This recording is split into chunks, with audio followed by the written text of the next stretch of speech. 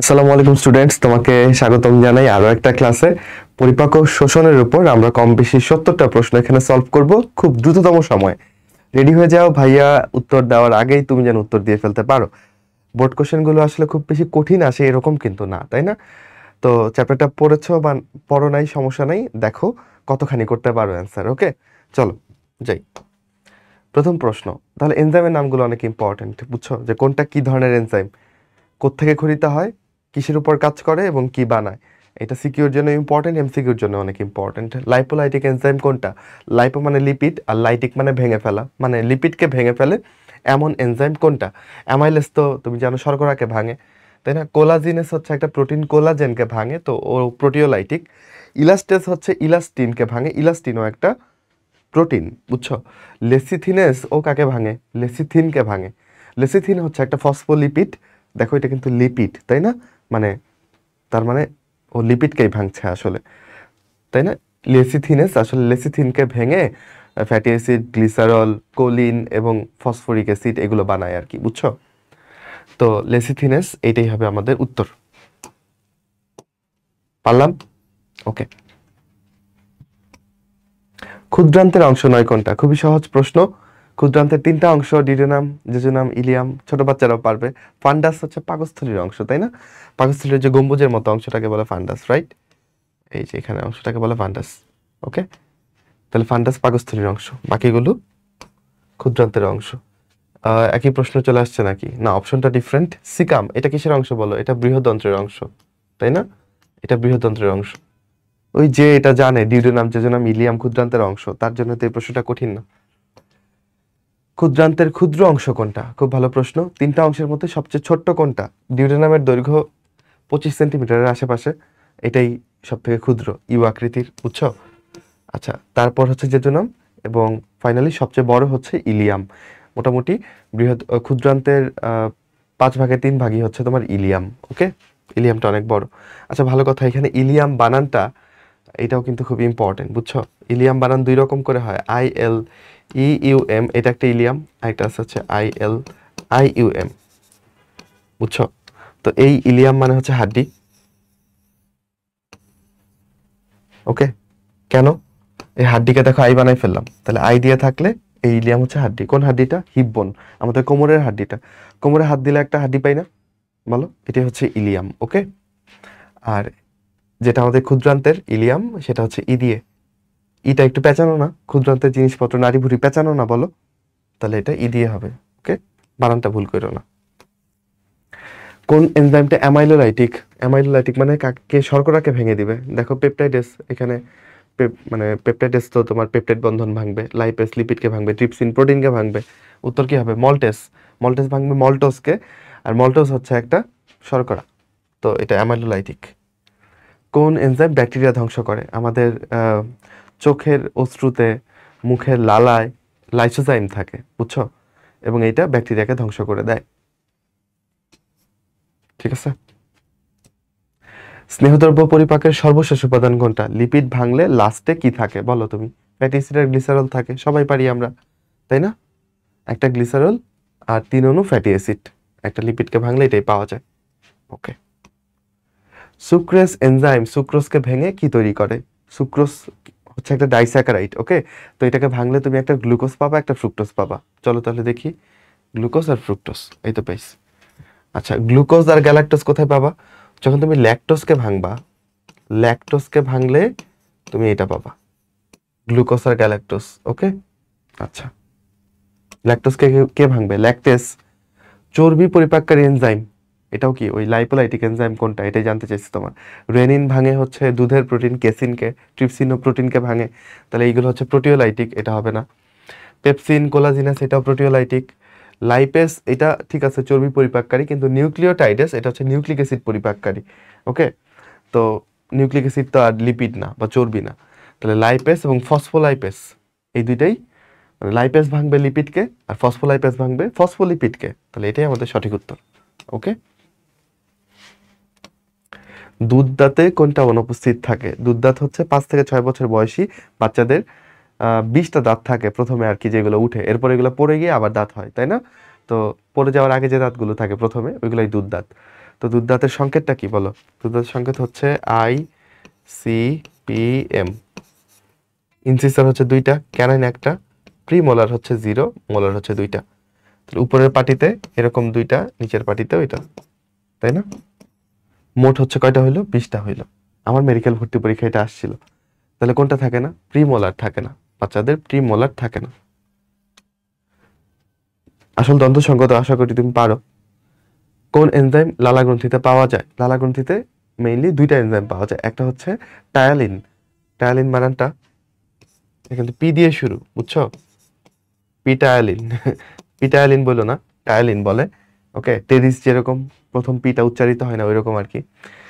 যাই হোক, তো টায়ালিন আসলে এক ধরনের স্যালাইভারি আলফা অ্যামাইলেস, মানে এটাও একটা শর্করা পরিপাককারী এনজাইম, তাই আমরা এটাকে আলফা অ্যামাইলেস বলি। মানে এটার আরেকটা নাম হচ্ছে স্যালাইভারি আলফা অ্যামাইলেস। স্যালাইভারি মানে কি? স্যালাইভা বা লালাতে থাকে, তাই, বুঝছো?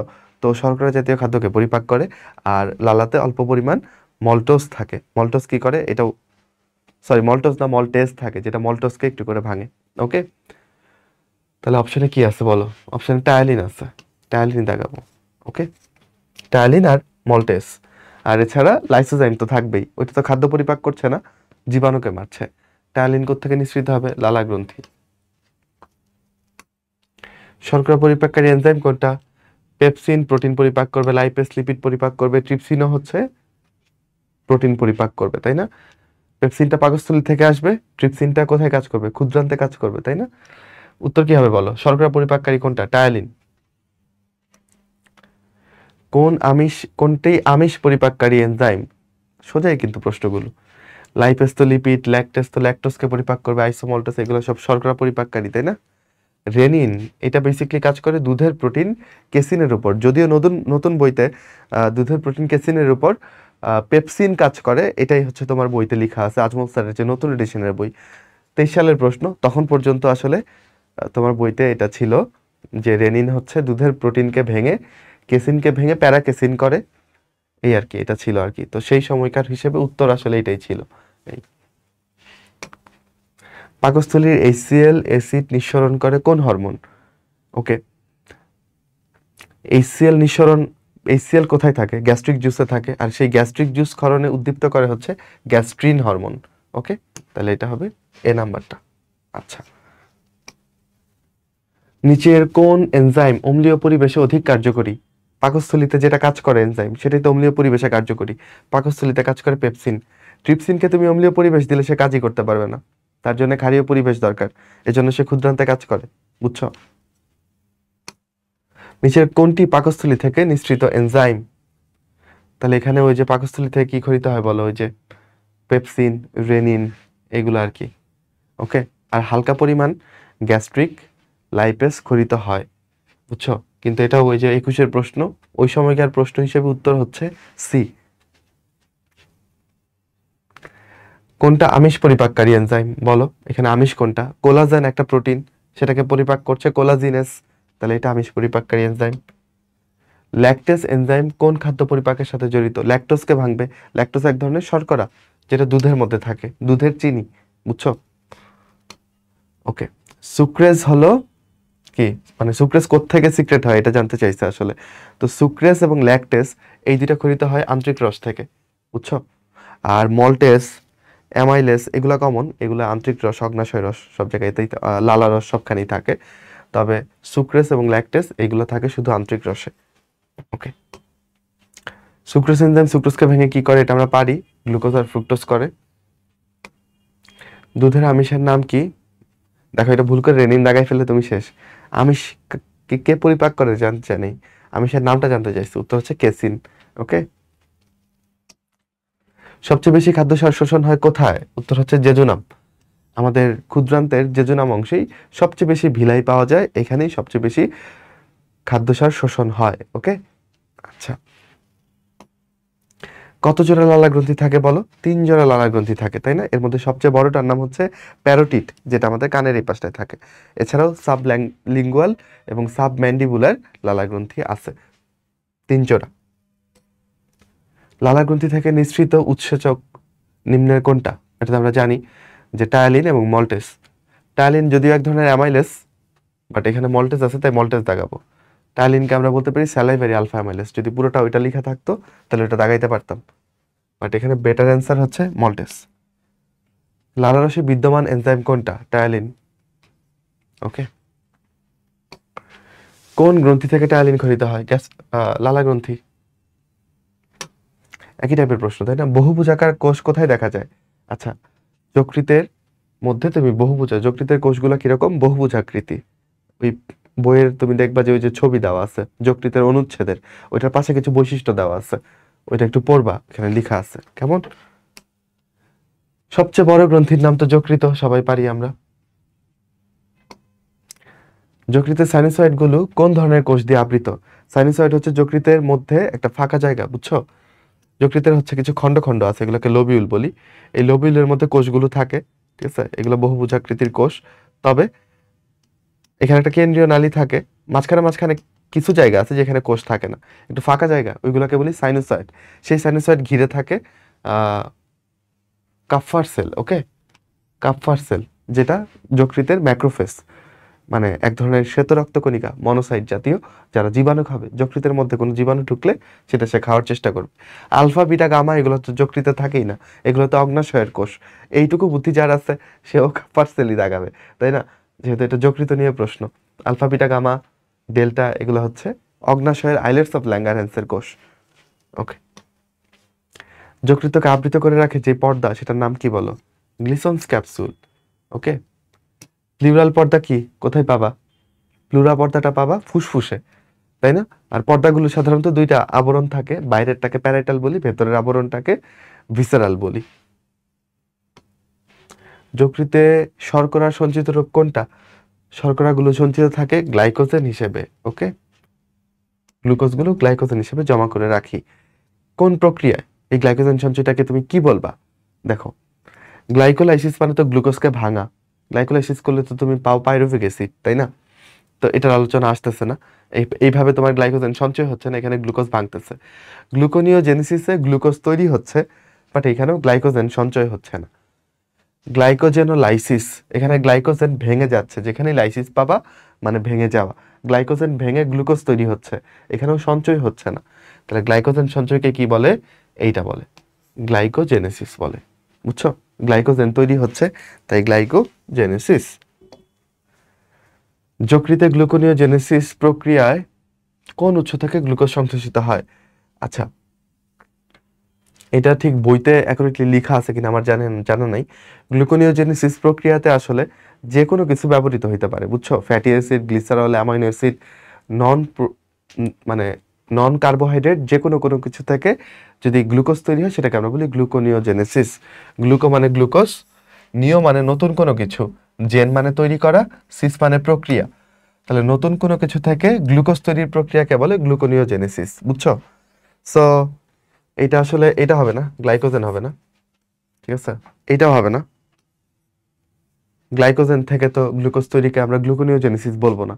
গ্লাইকোজেন থেকে গ্লুকোজ তৈরি হলে সেটাকে কি বলবো? গ্লাইকোজেনোলাইসিস, কারণ গ্লাইকোজেন ভেঙে গ্লুকোজ হবে, তাই না? তাহলে এটা বাদ। তো এটা amino acid, glycerol, fatty acid, glycerol, basically দুইটাই হইতে পারে, বুঝছো? এখন এটা আসলে দুইটাই হয়, বাট বইতে আসলে কোনটা উত্তর দেওয়া আছে বা কোনো বইয়ের হুবহু লাইন থেকে হয়তো বা তোলা, এটা যেটা অ্যাকুরেটলি আমার জানা নাই। তুমি একটু বই থেকে খুঁজে এটার অ্যান্সারটা যদি পাও তাহলে তো পাইলা, আর না পাইলে এটাকে দুইটা অ্যান্সারই ধরে রাখো। এই সামনে যাই। যকৃতে অবস্থিত ম্যাক্রোফেজকে কি বলে? অলরেডি তোমাকে শিখাই ফেলছি, কাপ্পার সেল বলে, তাই না? আর ডেনড্রাইটিক সেল, যেটা অনেকটা এরকম, ডেনড্রাইটিক সেল কই থাকে বলো? প্লিহা, সরি থাইমাসে থাকে, বুঝছো? থাইমাস এগুলোতে থাকে। আচ্ছা, অস্টিওব্লাস্ট এটা থাকে অস্থিতে, অস্থির যে অপরিণত কোষ, এটা হচ্ছে অস্টিওব্লাস্ট। মাইক্রোগ্লিয়া থাকবে মস্তিষ্কে। ওকে, এটা মস্তিষ্কের ম্যাক্রোফেজ, মস্তিষ্কের ম্যাক্রোফেজ। ওকে, মাইক্রোগ্লিয়া। অস্টিওক্লাস্ট হচ্ছে অস্থির মাইক্রোফেজ, ম্যাক্রোফেজ, বাট এখানে অস্টিওক্লাস্ট লিখে নেই, অস্টিওব্লাস্ট লিখছে। ব্লাস্ট মানে অপরিণত কোষ। ওকে। আচ্ছা, যকৃতে যেটা থাকবে সেটা হচ্ছে কাফার কোষ। কোন গ্রন্থিতে কাফার কোষ পাওয়া যায়? অলরেডি আলোচনা হয়ে গেছে, যকৃতে। ইউরিয়া কোথায় তৈরি হবে বলো? ইউরিয়া তৈরি হয় যকৃতে। কোন চক্রের মাধ্যমে? অর্নিথিন চক্রের মাধ্যমে। ইউরিয়া কেন তৈরি করতে হয়? কারণ তুমি তো প্রোটিন খাচ্ছ, রাইট? সেই প্রোটিন ভেঙে অ্যামাইনো অ্যাসিড হচ্ছে, তাই না? এই অ্যামাইনো অ্যাসিডগুলো যখন বিপাক হয়, হ্যাঁ, এগুলো থেকে যখন তুমি শক্তি পাও তখন এখানে অ্যামোনিয়া তৈরি হয়। ওকে, মানে অ্যামিন গ্রুপ তৈরি হয়, সেখান থেকে অ্যামোনিয়া তৈরি হয়। তো অ্যামোনিয়া তোমার জন্য একদমই ভালো না, তোমার বডির জন্য খুবই খারাপ। এটাকে তাড়াতাড়ি ইউরিয়া বানায় ফেলতে হয়। তো এই অ্যামোনিয়াকে ইউরিয়া বানাই আমরা কোন চক্রের মাধ্যমে? ইউরিয়া সাইকেল বা অর্নিথিন সাইকেলের মাধ্যমে। ওকে, কোথায় ঘটে এটা? এটা ঘটে যকৃতে। তখন একটা প্রক্রিয়া হয়, এটাকে বলে ডিঅ্যামিনেশন। এই যে অ্যামাইনো অ্যাসিড থেকে অ্যামিন গ্রুপকে সরাই ফেলছো, এই প্রক্রিয়াটার নামই হচ্ছে ডিঅ্যামিনেশন। ওকে, ইউরিয়া সাইকেলটা অনেক ইম্পর্টেন্ট। পারলাম তো, বললাম মাত্রই। ক্রেবস চক্রের আরেক নাম হচ্ছে সাইট্রিক অ্যাসিড চক্র, বুঝছো? একই জিনিস, বা এটাকে তুমি বলতে পারো টিসিএস সাইকেল, ট্রাইকার্বক্সিলিক অ্যাসিড সাইকেল। ওকে, এটা আমাদের এখানে আলোচ্য ব্যাপার না। পিত্তরস খরিত হয় কোনটা থেকে? কেউ যদি মনে করো যে পিত্ত থলি থেকে পিত্তরস খরিত হয়, তাহলে তোমার জীবনটাই বৃথা, বুঝছো? তাহলে পিত্তরস ক্ষরণ করার কাজ হচ্ছে যকৃতের, আর সেটা জমা থাকে পিত্তথলিতে। ভাগ্য ভালো এখানে পিত্তথলি অপশনই নেই, নয়তো অনেকেই ভুল করতো, তাই না? তাহলে পিত্তরস তৈরি করে বা ক্ষরণ করে হচ্ছে যকৃত, বুঝছো? এই হচ্ছে লিভার। এইখানে পচাইস সুন্দর করে আঁকি, যাই হোক। তাহলে লিভারের এখান থেকে দুইটা, ডান খণ্ড বাম খণ্ডের জন্য দুইটা আলাদা আলাদা নালী আছে, এগুলা দিয়ে পিত্ত রস এসে পিত্তথলির মধ্যে জমা থাকে, বুঝছো? যখন লাগে তখন এখান থেকে বের হয়, এই আর কি। উইরস্যাং নালী কোন অঙ্গে পাওয়া যাবে? দেখো তো কি অঙ্গ টাকতেছি, কি মনে হচ্ছে এটাকে? এই নালীটার নামই হচ্ছে উইরস্যাং নালী বা উইরস্যাং ডাক্ট। ওকে, উইরস্যাং নালী মেইনলি অগ্নাশয় নালী। ওকে, অগ্নাশয় নালীর নামই হচ্ছে উইরস্যাং নালী। তাহলে এটা কোথায় পাওয়া যাবে? অগ্নাশয়ে পাওয়া যাবে। ওকে, আচ্ছা, এরপরে পরের প্রশ্নে যাই, চল। নিচে কোনটা মিশ্র গ্রন্থি? এই, যদিও যকৃতকে মিশ্র গ্রন্থি বলা যায়, শুক্রাশয়, ডিম্বাশয়, যকৃত, অগ্নাশয়, এই চারটাকেই মিশ্র গ্রন্থি বলা যায়, তবুও এখানে বেস্ট অ্যান্সার কোনটা? অগ্নাশয়। ওকে, মিশ্র গ্রন্থি থেকে। এটা কয় নাম্বার শুট হচ্ছে আজকে? ভোর হয়ে গেল। আচ্ছা, কয় নাম্বার হিসাব করি নাই আসলে। 3 নাম্বার। আচ্ছা, কয় ঘন্টা হলো? অন্তর ভাই আসছে আমার ক্লাসের মধ্যখানে এবং এসে যাচাই করছে যে আসলে আমি কি ঠিকঠাক মতো পড়াচ্ছি কিনা। যেহেতু দীর্ঘ সময় ধরে ক্লাস নিচ্ছি, বাট এখনো এনার্জি ধরে রাখার চেষ্টা করছি, কারণ আমার স্টুডেন্টরা যেন ক্লাসটা করে সবকিছু বুঝতে পারে। তো এই তো, ভোর হয়ে গেছে আসলে শুট করতে করতে। 3 এর আগে 4 আর এর 5, মোটামুটি 5 নাম্বার ঘন্টা। মিশ্র গ্রন্থি থেকে কোনটা নিঃসৃত হয়? মানে এখানে কোনটাকে ইঙ্গিত করছে বলো তো? অগ্নাশয়কে ইঙ্গিত করছে, রাইট? তো অগ্নাশয় থেকে কি নিঃসৃত হবে বলো? মিশ্র গ্রন্থি বলতে এখানে অগ্নাশয়কে ইঙ্গিত করেছে, সোমাটোস্ট্যাটিন। অগ্নাশয়ের আইলেটস অফ ল্যাঙ্গারহ্যান্সে 4টা কোষ থাকে। আলফা, এগুলো না পারলে চান্স হবে না, বিটা, ডেল্টা, আর হচ্ছে তোমার গামা বা পিপি সেল, যাই বলো। আলফা থেকে আসবে গ্লুকাগন, যেটা রক্তে গ্লুকোজের পরিমাণ বাড়াবে। গ্লুকাগন, রক্তে গ্লুকোজের বন্ধু হচ্ছে গ্লুকাগন, আর রক্তে গ্লুকোজের শত্রু হচ্ছে ইনসুলিন, বুঝছো? ইনসুলিন রক্তে গ্লুকোজের পরিমাণ কমাবে। আর ডেল্টা কোষ থেকে আসবে সোমাটোস্ট্যাটিন। সোমাটোস্ট্যাটিন, সোমাটোস্ট্যাটিনের কাজ কি ভাই? এইটা বেসিকলি, মানে বাপেরও বাপ থাকে না, আলফা বিটা কোষের বাপ হচ্ছে এই ডেল্টা কোষ, সোমাটোস্ট্যাটিন। ওরা বেসিকলি আলফা বিটা কোষকে কতখানি খরিতে হবে সেটাকে মেনটেন করবে। ডেল্টা কোষ থেকে সোমাটোস্ট্যাটিন বের হয়। আর পিপি সেল থেকে আসবে প্যানক্রিয়াটিক পলিপেপটাইড। ওকে, প্যানক্রিয়াটিক পলিপেপটাইড, এটা এমন একটা হরমোন যেটা তোমার ক্ষুধা হ্রাস করে। ওকে, পেপটাইড। যাই হোক, খেতে খেতে পেট ভরে গেলে তখন তোমার একটু প্যানক্রিয়াটিক পলিপেপটাইড খরিত হয়ে পেট ভরার ফিলিং দেয়। কেমন, পারবো? আচ্ছা, সোমাটোস্টেরন, আচ্ছা, কোত্থেকে নিঃসৃত হবে বলো? ডেল্টা সেল থেকে, অগ্নাশয়ের আইলেটস অফ ল্যাঙ্গারহ্যান্সের। অগ্নাশয়টা একটা মিশ্র গ্রন্থি, কারণ এখান থেকে এনজাইম এবং প্রোটিন, সরি, এনজাইম এবং হরমোন দুইটাই খরিত হয়। সো এটার মধ্যে কিছু লোবিউল আছে, বুঝছো? এরকম কিছু লোবিউল আছে, অনেক ছোট ছোট। তো সেই লোবিউলগুলোর মধ্যেই এনজাইমটা তৈরি হয় আসলে, বুঝছো? আচ্ছা, এটা ছাড়াও আরো কিছু কোষ আছে যেগুলোকে দ্বীপের মতো লাগে। এই সব কিছুর মধ্যে মনে হয় যে এটা একটা ছোট্ট একটা দ্বীপ। ওই দ্বীপগুলোকে নাম দিচ্ছে হচ্ছে বিজ্ঞানীর নাম অনুযায়ী আইল্যান্ডস অফ ল্যাঙ্গারহ্যান্স। আর সেই দ্বীপের মধ্যেই এই কোষগুলো থাকে। ওকে, এই যে আলফা বিটা ডেল্টা গামা বা পিপি সেল। পারবো আশা করি। আইলেটস অফ ল্যাঙ্গারহ্যান্সের ডেল্টা কোষ থেকে নিঃসৃত হরমোন, এটি তো মাত্রই পড়াইলাম। ডেল্টা কোষ থেকে কি খরিতে হবে? সোমাটোস্ট্যাটিন। সোমাটোস্ট্যাটিন কি করবে বলো? আলফা এবং বিটা কোষের ক্ষরণ নিয়ন্ত্রণ করবে। পারছি? তারপর আসো, গ্যাস্ট্রিক রসে কোনগুলো বিদ্যমান? আচ্ছা, গ্যাস্ট্রিক রসে কি ট্রিপসিন থাকবে, লাইগেজ থাকবে? না, বাদ। লাইগেজ থাকবে না, ট্রিপসিন থাকবে না। তাহলে আমি এই যে বাদ দিয়ে দিয়ে বুঝে গেছি, উত্তর হবে 1 নাম্বারটা। ওকে, গ্যাস্ট্রিক রসে কোন, আচ্ছা একই প্রশ্ন আসছে, নিচের কোন তথ্যটা সঠিক নয়? এখানে কোন কোষগুলোর কথা বলছে বলো তো? গ্যাস্ট্রিক গ্ল্যান্ডে যে কোষগুলো থাকে, তাহলে মিউকাস কোষ থাকে গ্যাস্ট্রিক গ্ল্যান্ডে, ওইখান থেকে মিউকাস বা মিউসিন, সমস্যা নেই, এটা বের হয়। ওকে, এটা সঠিক। ঠিক আছে, প্যারাইটাল কোষ বা অক্সিনটিক কোষ থেকে এইচসিএল আসে, বুঝছো? তাই না? তাহলে এটা তুমি এভাবে মনে রাখতে পারো, মানে অক্সিনটিক বললেই আমার একটু অক্সি থেকে টক্সি মনে হইতো, বুঝছো? মানে অক্সেন্টিক টক্সিনটিক এরকম মনে হইতো, একটু টক্সিক টক্সিক। তো টক্সিক টক্সিক বললে একটু অ্যাসিড, এইচসিএল একটা শক্তিশালী অ্যাসিড, তাই না? তো অক্সেন্টিক কোষ থেকে এইচসিএল আসবে।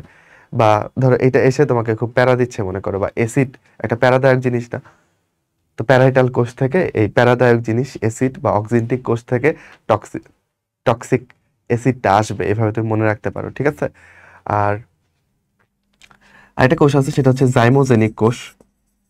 জাইমোজেনিক কোষ, তাই না? বা যেটাকে চিপ সেল বলি। আচ্ছা, একটা বিয়ের প্রোগ্রামে চিফ কে বলো? জামাই না? একটা বিয়ের আসরে মানে জামাই দেখবা যে সুন্দর করে বসে আছে মুখে রুমাল দিয়ে, তাই না? তো ও হচ্ছে ধরো চিফ, এবং বসে বসে রুমালটা মাঝে মধ্যে সরায় সরায় সে একটু একটু পেপসি খাচ্ছে। তাহলে চিফ সেল হচ্ছে জামাই বা জাইমোজেনিক সেল, একই কথা। এবং সে কি খায়? রুমালটা সরাসরি পেপসি খায়। তাহলে এখান থেকে কোন কোষ কি বেরোবে বলো? পেপসিন বা পেপসিনোজেন আসলে বের হবে, বুঝছো? আচ্ছা, তো এইটাকে আসলে এখানে বলছে পেপটিক কোষ। ওকে, এটা এটাও একটু ত্রুটিপূর্ণ আসলে, এখানে গেলে পেপসিন লেখা ঠিক হয় না, এখানে আসলে পেপসিনোজেন লেখা উচিত ছিল, বুঝছো? বাট এইটার থেকেও আরো ত্রুটিপূর্ণ জিনিস আছে। যেমন আর্জেন্টাফাইন কোষ, এটা থেকে বের হয় হচ্ছে কি জানো? সেরাটোনিন। কি বের হয়? সেরাটোনিন। কখনোই রেনিন বের হয় না, সেরাটোনিন বের হয়। এবং এই সেরাটোনিনের কাজ হচ্ছে পেরিস্টালসিস করা। পেরিস্টালসিস মানে বুঝো তো, ক্রমসংকোচন প্রসারণ করা। ওকে, তো আর্জেন্টাফিন কোষ থেকে এই সেরাটোনিনটা খরিত হয়, রেনিন না। রেনিন খরিত হয় হচ্ছে তোমার বৃক্ক থেকে। ওকে, বৃক্কের জ্যাক্সট্রা গ্লোমেরুলার কিছু সেল আছে, জ্যাক্সট্রা গ্লোমেরুলার সেল থেকে এটা আসে। তো আমি উত্তর হিসেবে কোনটাকে নিব? ডি কেই নিব, বুঝছো? যদিও এইটাও একটু ত্রুটিপূর্ণ, বাট স্টিল এটা থেকে এটা বেশি ত্রুটিপূর্ণ। ঠিক আছে, কারণ পেপসিন খরিত হয় হচ্ছে জাইমোজেনিক বা চিপ সেল থেকে। তোমার বইতে এটাকে পেপটিক কোষ ঠিক বলা নাই, বুঝছো? আর এটাকে পেপসিনোজেন লেখা উচিত ছিল। আচ্ছা, পাকস্থলী প্রাচীরে প্যারাইটাল কোষ থেকে নিঃসৃত হয় কোনটা বলো? প্যারা দেয় কোনটা তোমাকে? এইচসিএল। ওকে, আর পেপসি, পেপসি কে বলো? চিপ সেল বা জাইমোজেনিক সেল, তাই না? টায়ালিন নিঃসৃত হয়, এটার কতবার আসবে? পরিপাকের সিক্রেটিন হরমোনের কাজ কি? ওকে, পাকস্থলীতে গ্যাস্ট্রিক রস নিঃসরণ বন্ধ করা, এটাও একটা কাজ আসলে ওর। ঠিক আছে, এটাও করে। এটা করে না, এটা ওর কাজ না। ওকে, অগ্নাশয় এনজাইম ক্ষরণ উদ্দীপ্ত করা, এটা একটা কাজ, যেটা তোমার বইতে স্পষ্ট লেখা আছে, বুঝছো? So, এটাই তুমি উত্তর হিসেবে দাও। ওকে, আর সিক্রেটিনকে অ্যাসিড বিরোধী হরমোনও বলা হয়, কারণ ও একটু করে মানে এই সিএল ক্ষরণ বা গ্যাস্ট্রিক রস ক্ষরণকে বন্ধ করে আসলে, এটাও অ্যাপারেন্টলি রাইট। বাট তোমার বইতে এই লাইনটা একদম লেখা আছে সিক্রেটিনের কাজে, যে ও অগ্নাশয় রস এবং পিত্তরস ক্ষরণে উদ্দীপ্ত করে। তাহলে এটাই হবে। নিচের কোনটাকে গ্যাস্ট্রিক ইনহিবিটরি পেপটাইড, যেটাকে সংক্ষেপে আমরা বলি জিআইপি, ওর কাজটা কিন্তু ওর নামের মধ্যেই আছে। ও গ্যাস্ট্রিক জুসকে ইনহিবিট করে যেন গ্যাস্ট্রিক জুস ক্ষরণ না হয়, বুঝছো? এর আরেকটা নাম হচ্ছে এন্টারোগ্যাস্ট্রন। ওকে, তো গ্যাস্ট্রিক নামেই তো গ্যাস্ট্রিক আছে না বলো? তাহলে এন্টারোক্রাইনিন বলবা, গ্যাস্ট্রন বলবা। গ্যাস্ট্রিক ইনহিবিটরি পেপটাইড, তাহলে নামে একটু গ্যাস্ট্রন রাখতে হবে না? এন্টারোগ্যাস্ট্রন, একই জিনিস। পরিপাকে সাহায্যকারী হরমোন কোনটা? যেসব হরমোনগুলো আমাদের পুষ্টিক তন্ত্রের আশেপাশেই তৈরি হয় এবং সেখানেই কাজ করে, সেগুলোকে আমরা বলি লোকাল হরমোন। যেমন আমরা সিক্রেটিনের কথা বললাম, গ্যাস্ট্রিনের কথা বললাম, তাই না? কোলেসিস্টোকাইনিন, এন্টারোগ্যাস্ট্রন, এরা সবাই লোকাল হরমোন, বুঝছো? আর গ্লুকাগন, ইনসুলিন এগুলো নর্মাল যে বেসিক আর কি হরমোনগুলো, অ্যাড্রেনালিন। তো উত্তর কি হবে বলো? লোকাল হরমোন কোনগুলো? এই কোনটা এখানে? সিক্রেটিনটা, তাই না? পরিপাকে সাহায্য করছে সে। আহারের পর কোনো পরিবর্তন ছাড়াই সরাসরি শোষিত হয় কে বলো? খনিজ লবণে আর তুমি কি এমন পরিবর্তন করবা? পানি, খনিজ লবণ এদের কোনো পরিবর্তন হয় না, এরা সরাসরি শোষিত হয়ে যায়, বুঝছো? তবে খনিজ লবণ শোষণ করতে শক্তি খরচ হয়, এটিপি খরচ হয়, তাই এটা সক্রিয় শোষণ। অপরদিকে পানি শোষণ করতে কখনো শক্তি খরচ হয় না, তাই এটা নিষ্ক্রিয় শোষণ। বৃহদন্ত্রের অংশ কোনটা? সিকাম বৃহদন্ত্রের একটা অংশ, বাকিগুলো ক্ষুদ্রান্তের অংশ, পারি। ক্ষুদ্রান্তের কোন স্তরে গবলেট কোষ থাকে? তাহলে আমাদের কয়েকটা স্তর থাকে, তাই না? ধরো এইটা মনে করো একটা ক্ষুদ্রান্ত, রাইট? মনে করো এটা একটা ক্ষুদ্রান্ত, তাহলে এইটা হচ্ছে আর ওয়াল, তাই না? তো এই ওয়ালের বেশ কিছু স্তর আছে, এই স্তরগুলো আমি এখানে আঁকতেছি। ধরো তাহলে বাইরের যে স্তরটা,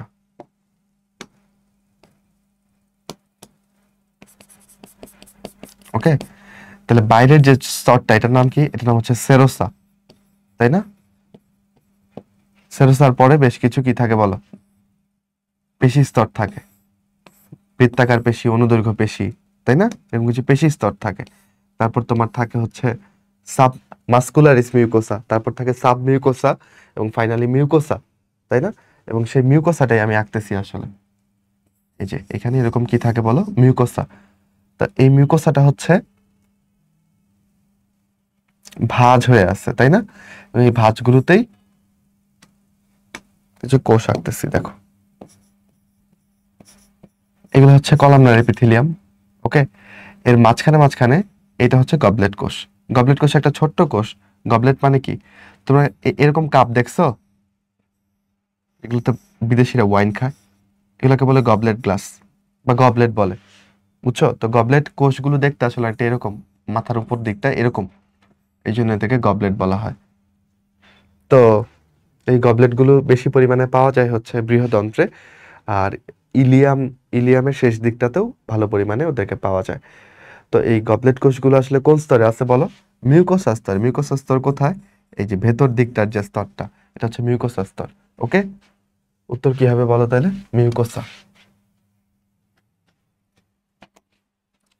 গবলেট কোষ পাওয়া যায় কোন অঙ্গে? বৃহদন্ত্রে, ক্ষুদ্রান্তে, তাই না? বেশি পাওয়া যায় কোথায়? বৃহদন্ত্রে। বিএমআই হিসাব করতে দিয়েছে, না হিসাব করতে দেয় নাই।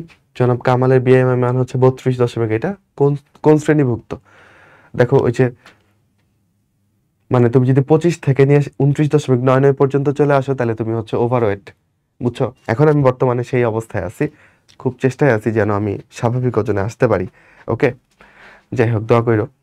আর তুমি যদি 30 থেকে নিয়ে 34.99 পর্যন্ত চলে যাও, তখন তুমি কি স্থূলতার প্রথম স্তর বা প্রথম শ্রেণীর স্থূলতা। তাহলে আমার এই সংখ্যা দেখে আমি বুঝতেছি এটা কি প্রথম শ্রেণীর স্থূলতা। আর যদি তুমি 35 থেকে নিয়ে 39.99 পর্যন্ত চলে যাও, দ্বিতীয় শ্রেণীর সেটা, তাই না? 40-এর উপর গেলে তৃতীয় শ্রেণী। আর যদি তুমি 50 থেকে 100-র মধ্যে চলে যাও, তাহলে এটা মরবিড স্থূলতা, মানে মরবিড মানে তুমি মরবা, এরকম স্থূলতা, এটা ভয়ঙ্কর। আচ্ছা, এটা তো আবার একটা অঙ্ক দিয়ে দিচ্ছে, ওকে। স্থূলতার অঙ্কগুলো করতে ভালোই কিন্তু টাইম লাগে, তো তোমরা মাথায় রেখো এই টাইপের অঙ্ক আসলে এটা সবার শেষে অ্যান্সার করবা, ঠিক আছে? কারণ এটা করতে গিয়ে অনেক সময় নষ্ট করে ফেললে অন্যগুলো অ্যান্সার করতে নাও পারো। স্থূলতার বিএমআই এর অঙ্কগুলোর ক্ষেত্রে বিএমআই এর একক কি বলো? KG per metre square. তাহলে উপরে রাখতে হবে তোমার কেজি। কেজি কত? 65। নিচে যে উচ্চতা সেটাকে মিটার স্কয়ারে নিতে হবে। তো তোমার তো মিটারে দেওয়া নাই, ফুটে দেওয়া আছে, তাই না? তাহলে কত ইঞ্চি হবে বলো? 5 × 12 = 60 আর 4 64 ইঞ্চি, তাই না? 64 ইঞ্চি, তাই তো? 64 ইঞ্চিকে তোমার কিসে নিতে হবে? মিটারে নিতে হবে, বা তুমি সেন্টিমিটারে নাও। এটাকে তুমি যদি 2.54 দিয়ে গুণ করো, তাহলে তুমি সেন্টিমিটারে পাবা। তো এটা 2.5, তুমি 2.5 ধরে আগাও, পরে একটু বাড়াই নিবা মানটা, ওকে। তাহলে এটাকে 2.5 দিয়ে গুণ করি আমি। আচ্ছা, তোমার তো ক্যালকুলেটর থাকবে পরীক্ষাতে, তাই না? এটা নিয়ে যায় যদি বিএমআই এর অঙ্ক আসে সেটার জন্য, তাহলে ফার্স্ট হবে, ওকে। আমি কি হাতেই করব? করি, মেডিকেলে তো হাতে করতে হবে। মেডিকেলে যদি এই টাইপের আসে না, হিসাব করতে দাও, ভার্সিটিতে সাস্টে মাঝে মধ্যে দেয়। আচ্ছা, তাহলে এটা গুণ করি। 4 5 20 শূন্য, হাতে রইল 2, 5 6 30 আর 2 32, একটা শূন্য দিলাম। 4 দুগুণে 8, 6 দুগুণে 12, 0 0 6 6 1। ওকে, তাহলে আমার এখানে কয় ঘর আগে দশমিক ছিল? এক ঘর আগে, 2.5 এক ঘর আগে দিলাম। তাহলে আমি কম বেশি 160 সেন্টিমিটার পাচ্ছি, বুঝছো? 160 সেন্টিমিটার, 160 সেন্টিমিটারকে আমি লিখতে পারি 1.6 মিটার। হিসাবের সুবিধার জন্য আমি জানি এটার চেয়ে একটু বেশি মান আসবে, হয়তো বা 1.61 আসবে, নয়তো 1.62 মিটার আসবে। বাট আমার তো, ধরো যদি ক্যালকুলেটর না থাকে, আমি তো সংখ্যা বড় করে লাভ নাই, আমার তো হিসাব তখন আরো বেশি বড় হয়ে যাবে, তাই না? তো 1.6 কে যদি আমি স্কোয়ার করি কত হবে বলো? 16 ইন্টু 16 কত হয় বলো? 6 6 36 আর 6, হাতে রইল 3, 6 কে 6 আর 3 কত? 9। আচ্ছা, 0 তোমার 6 1, তাহলে কত হচ্ছে? 6 5 2, 256, তাই না? ওকে, তাহলে 2.56, এটা দিয়ে তোমার এটাকে ভাগ করতে হবে, তাই তো? বড় হয়ে যাচ্ছে অনেক অঙ্ক, আমরা একটু ক্যালকুলেটর চেপে করে ফেলি নয়তো। ওকে, আচ্ছা, তুমি যদি বলো না ভাই এটা এমনি করেন আপনি, আচ্ছা আমি কিন্তু এই মানটাকে একটু বেশি ধরতেই পারি, আমি এটাকে 2.6 ধরতেই পারি। কেন বলো তো? কারণ আমার এখানে মান একটু আমি কম ধরছিলাম, তাই না? 1.6 এর চেয়ে একটু বেশি কিন্তু হইতো, কারণ আমি এই যে 2.54 এটাকে কম ধরছিলাম। তা আমি এটাকে একটু বাড়ায় ধরি, আমি না কমায় 2.5 না করে এটাকে 2.6 কেন ধরবো? কারণ আমি আগে কম ধরছিলাম, তাই 65 ডিভাইড বাই 2.5। ওকে, এককটা কি আসবে? KG per metre square. আমি কিন্তু মিটারকে অলরেডি স্কোয়ার করছি, তাই না? আচ্ছা, তো যদি তুমি এখন এটাকে হিসাব করতে চাও, তুমি যেটা করতে পারো, 10 দিয়ে গুণ করে দিতে পারো। উপরে তাহলে থাকবে 650, নিচে থাকবে কত বলো? 25। এখন কিন্তু ইজি হয়ে গেল। 5 দিয়ে তুমি যদি কাটো, নিচে 5, 25 দিয়ে কাটা যাবে, সমস্যা নেই। আচ্ছা, নিচে 5 আর এখানে কত বলো? আরে 5 দিয়ে কাটলে কত হবে? 65 কে 13। আচ্ছা, এরপর যদি কাটো 130 কে 5 দিয়ে, কতবার হয়? ভাগ করি। আচ্ছা, 2 বার 3 6, 26 চলে আসতেছে কেন? 26 চলে আসতেছে। ওকে, 26 তো অপশনেই নেই, তাহলে আমাদের হিসাবে কোনো একটা গন্ডগোল হয়েছে, মেবি কোনো একটা গন্ডগোল হয়েছে, কোথাও একটা ভুল করছি। ওকে, আমরা একটু ক্যালকুলেটর চেপে করি, চলো আমি মোবাইলে ক্যালকুলেটর ব্যবহার করে করি। ওকে, তাহলে তার উচ্চতা 64 ইঞ্চি, এটুকু ঠিক। 64 ইন্টু 2.54, আচ্ছা এখানে আসে হচ্ছে 1.625। ওকে, 1.625। ওকে, এটাকে স্কোয়ার করি। 1.625, ওকে, স্কোয়ার করলে দেখো মানটা অনেক বেশি আসে, আমি অনেক কম ধরছি। আমি এখানে 2.6 ধরছিলাম না, তার চেয়েও বেশি আসে আসলে। এটা আসে 2.64, 2.64। এবার আসো 65কে আমরা যদি 2.64 দিয়ে ভাগ করি, তাহলে মান আসে হচ্ছে তোমার 24.62। ওকে, তাহলে 24.62 এর কাছাকাছি কোনটা? এটা। তাহলে উত্তর হবে সি নাম্বারটা। ক্যালকুলেটর থাকলে খুব ফাস্ট করে ফেলা যায়। ঠিক আছে, ওকে। আরেকটা আছে, দেখো ওর উচ্চতাটা ডিরেক্ট মিটারে দিয়ে দিচ্ছে, এটা ভালো ব্যাপার আমাদের জন্য। তাহলে তারটা হবে 78। 1.65 কে আমরা চলো স্কোয়ার করি। 1.65 ইন্টু 1.65, তাহলে আমার আসতেছে হচ্ছে 2.722। তো আমি 78কে 2.72 দিয়ে যদি ভাগ করি, উত্তর আসতেছে হচ্ছে 28.67। 28.67 আসতেছে। তাহলে এমন হইলে তাকে কোথায় ফেলবো? অতিরিক্ত ওজন, তার তার ওজনটা অতিরিক্ত, তাই না? কারণ আমি জানি 25 থেকে 29.9 পর্যন্ত অতিরিক্ত ওজন। এই তো, তাহলে এখান থেকে বাছাই করে ফেলো, এটাই হচ্ছে অতিরিক্ত ওজন। এটা কি? স্বাভাবিক ওজন। 18.5 এর নিচে হইলে সে হচ্ছে আন্ডারওয়েট। এটা কি প্রথম শ্রেণীর স্থূলতা, এটা দ্বিতীয় শ্রেণীর স্থূলতা। ওকে কি বলবা? মাত্রই বললাম প্রথম শ্রেণীর স্থূলতা। 38 হয়ে গেলে কি হবে? দ্বিতীয় শ্রেণী।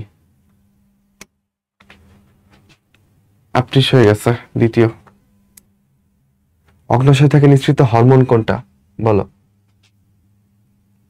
ইনসুলিন, গ্লুকাগন, এটাই তো হবে। হ্যাঁ, এটাই হবে। ওকে, ইনসুলিন আর গ্লুকাগন। অগ্ন্যাশয় কোন কোষের ক্ষরণ রক্তের গ্লুকোজের মাত্রা কমায়? ভালো প্রশ্ন। দেখো, রক্তে গ্লুকোজের মাত্রা কমাচ্ছে কে? ইনসুলিন। রক্তে গ্লুকোজের বন্ধু হচ্ছে গ্লুকাগন, আর ইনসুলিন কমাবে। কমাবে বলতে কোথায় নিয়ে যাবে? রক্ত থেকে কোষে পাঠাই দিবে। ইনসুলিন রক্তের গ্লুকোজগুলোকে বলবে, এই আজকে হরতাল, যাও, আজকে কেউ তোমরা রক্তের মধ্যে থাইকো না, তোমরা সবাই কোষের মধ্যে ঢুকে পড়ো, যে কোষের মধ্যে গ্লাইকোজেন হয়ে বসে থাকো, যাও, রক্তে ভিড় কইরো না। তো ইনসুলিন কোথায় খরিত হয় বলো? বিটা কোষ থেকে। আলফা কোষ থেকে নিঃসৃত হয় কোনটা? গ্লুকাগন। কোনটা থেকে গ্লুকাগন খরিত হয়? অগ্ন্যাশয়। অগ্ন্যাশয় আলফা কোষ থেকে। কোনটা হরমোন? ট্রিপসিন, টায়ালিন, পেপসিন সবই এনজাইম। ইনসুলিনটা হরমোন, ছোট্ট একটা প্রোটিন হরমোন। ইনসুলিন নিঃসৃত হয় কোথা থেকে? অগ্ন্যাশয় থেকে, অগ্ন্যাশয়ের বিটা কোষ থেকে। কোনটা প্রোটিন পরিপাককারী এনজাইম? চলো দেখি। অ্যামাইলেজ তো না। ফসফোলাইপেজ লিপিড পরিপাককারী, এটাও বাদ। লাইপেজ লিপিড পরিপাককারী, এটাও বাদ। তাহলে উত্তর হবে এটা, ট্রিপসিন এবং কোলাজিনেস, প্রোটিন পরিপাককারী এনজাইম। তারপরে আমিষ পরিপাককারী এনজাইম কোনটা? একই টাইপের প্রশ্ন। ট্রিপসিন ক্ষুদ্রান্তে আমিষ পরিপাক করে, অগ্ন্যাশয় থেকে আসে, তাই না? অগ্ন্যাশয় রসে বিদ্যমান এনজাইম কোনটা? কোনটা বলো? পেপসিন কই থাকে? পেপসিন, রেনিন এগুলা পাকস্থলিতে, তাই না? জিলাটিনেস এইটা, এটা না, তাই না? তাহলে ট্রিপসিন হবে উত্তর। অগ্ন্যাশয় রসে বিদ্যমান এনজাইম হচ্ছে ট্রিপসিন। ঠিক আছে, তাহলে কি এই ক্লাসটাও শেষ? তাহলে তোমাদের সবাইকে অনেক ধন্যবাদ। Thank you. নেক্সট ক্লাসের অপেক্ষায় থাকো, আমিও অপেক্ষায় থাকি। সবাই ভালো থেকো, সুস্থ থেকো, এবং দোয়া করো আমার জন্য, তোমাদের জন্য অনেক অনেক দোয়া। ক্লাসটা ভালো লাগলে বন্ধুদের মাঝখানে অবশ্যই শেয়ার করো। ঠিক আছে, বাই।